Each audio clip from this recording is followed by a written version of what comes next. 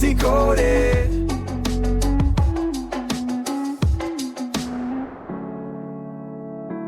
Welcome, curious minds, to Book Decoded.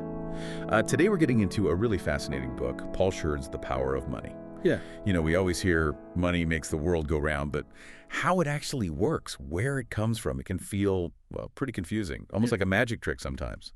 So what is money, really? I mean, beyond just, cash or numbers on a screen. Yeah, that's exactly the question Sheard tackles so well.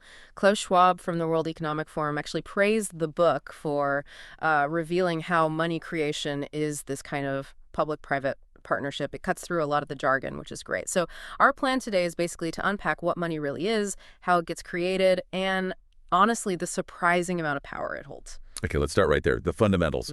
What roles does money play, according to the book? It's more than just wealth, right? Absolutely. He talks about the three classic functions. First, it's a medium of exchange, lets us trade easily, without bartering apples for shoes.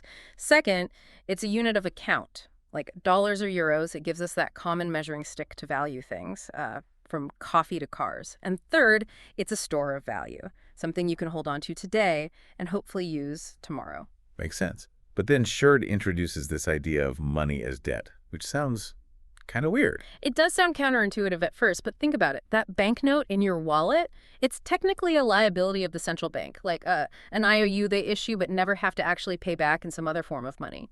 And most money we use, the stuff in our bank accounts, that's commercial bank debt. It's the bank owing us that money. Okay. And the wild part is that both types, the central bank's banknote and the commercial bank's deposit, they trade at par, 1 for 1. Your $20 bill buys the same coffee as $20 from your debit card. And here's the real kicker he emphasizes. A lot of this money, especially the bank deposit kind, is essentially created, well, almost out of thin air, just a tap of a computer key. Wow, okay, that's the part that feels like magic. So money isn't just sitting somewhere waiting to be lent. It's actively created. How? Exactly. It's not like banks are just passive middlemen. Sheard lays out three main ways money springs into existence in our modern economy. All right, what's the first one? First, banks create money. This flips the old loanable funds idea on its head. The theory that banks take deposits first and then lend them out. Sheard shows it's the reverse. When a bank makes a loan, say, for a mortgage, it simultaneously creates a new deposit in the borrower's account. Poof, new money. It's the loan that creates the deposit. Okay, that's a big shift in thinking. What's the second way? Second, government budget deficits create deposits. When the government spends more money than it collects in taxes, that net spending injects money directly into the economy. It increases the deposits held by people and firms, and also increases the reserves banks hold at the central bank. And this kind of debunks that common analogy of the government budget being like a household budget. Right, the idea that it can run out of money. Exactly. A government that issues its own currency can't involuntarily run out of it. The real constraint isn't the money itself, but the actual resources available in the economy, like workers, factories, raw materials. Can the economy produce the stuff the government wants to buy without causing too much inflation? That's the limit. Interesting. And the third way money is created? And third, central banks create money most famously through quantitative easing, or QE. This is where the central bank deliberately buys assets, usually government bonds, from banks or other financial institutions.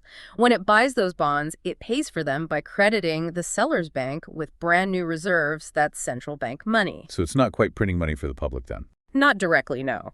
Sheard frames it more like the consolidated government, treasury, and central bank together, just sort of refinancing its own debt. It's swapping one type of government IOU, a bond, for another type, bank reserves. It changes the composition of government debt held by the private sector, but doesn't automatically put spending money in, say, your pocket or my pocket. It's aimed more at influencing interest rates and financial conditions. Understanding how it's made is one thing, but what does all this mean for us? For big economic issues like inequality or keeping the system stable? Well, connecting these mechanics to the bigger picture, Sheard offers a perspective on inequality. He suggests it's less a simple moral issue and more perhaps a natural feature of a dynamic market economy. Things like luck, network effects, the winner-takes-all phenomenon, they play a huge role. He uses Jeff Bezos as an example that massive wealth isn't just cash sitting there. It reflects the perceived value of Amazon, built on, expectations of serving millions of future customers. So it's about the structure of the economy itself. Sort of, yeah. And understanding that might change how you think about solutions, maybe focusing more on opportunity or safety nets rather than just redistribution after the fact. Then there's stability. The financial system has this built-in tension, what he calls a liquidity mismatch. Liquidity mismatch. Yeah, money, like your bank deposit, is supposed to be instantly available, right? Liquid.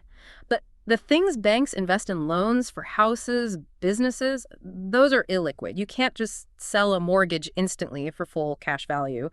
This mismatch creates the potential for bank runs or panics if everyone suddenly wants their liquid money back at the same time. Ah, okay. And that's where things like deposit insurance and, crucially, the central bank acting as the lender of last resort come in. Because the central bank can create money instantly, it can provide emergency liquidity to stop a panic from bringing down the whole system. Think about the lessons from the Lehman Brothers failure back in 2008. These defenses are vital. Right. So looking ahead then, what about the future? Cryptocurrencies, for instance. Do they change this picture? Well, Sheard touches on this. Cryptocurrencies are technically impressive, no doubt, but they generally struggle to consistently fulfill those three key roles of money. We talked about medium of exchange, unit of account, store of value, especially without some kind of central authority backing them. So it seems unlikely they'll replace regular state-backed money anytime soon, but they are definitely pushing innovation. How so? They've spurred central banks globally to seriously look into developing their own digital currencies, CBDCs, central bank digital currencies. That could be a really big change down the road. Wow. Okay, so really digging into how money actually works, these hidden mechanics, it can totally shift how you see the economy, can it? From wealth creation right through to financial crises. It absolutely can, and it leaves you with a pretty fundamental thought. These systems, these rules that govern money, they aren't laws of nature. They're institutional arrangements we've created, reflecting our collective beliefs and priorities. So maybe the takeaway is to start noticing these powerful, often invisible forces shaping the economic world all around you every single day.